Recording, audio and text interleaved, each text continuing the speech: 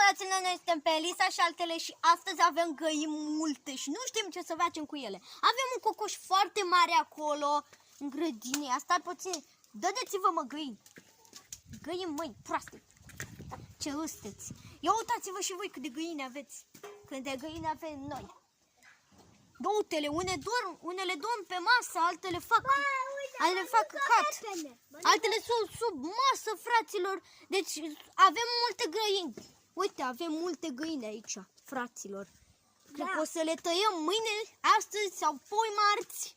Dar nu știu, naiba, ce să facem cu ele. Mai este și un cocoș mare aici. Da. Și mai este și un cocoș mare care... Uite, și pe ăla. Da, ăla nu e un cocoș, aia e găină. Găină. Da, e. Găină obișnuită. Da, fraților. Și noi nu știm ce să facem cu ele.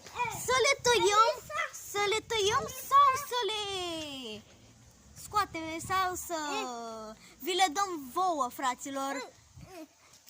Noi trăim pe Vasile Alexandrii. Noi trăim pe strada Vasile Alexandrii. Nu vreau grisine. A zis dacă vreau grisine, bunica mea. Și eu nu prea vreau grisine, că nu-mi plac. Da, fraților, și după cum am zis...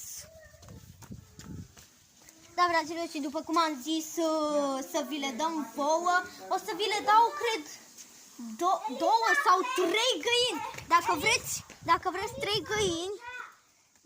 trei găini la pachet, tăiate și bune, o să vi le dau doar pentru 5 de lei. 5, deci să vă amintiți, 5 de lei.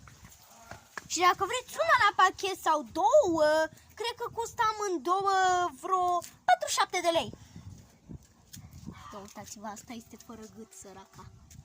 Păi, da, nu mă prea interesează. Haideți să mergem. Da, fraților. Și am fost la școală, fraților, și chiar m-a plăcut. Am o prietenă, Alina. Dacă ea vizionează acest videoclip, o inimioară pentru tine. Hai, pa, fraților!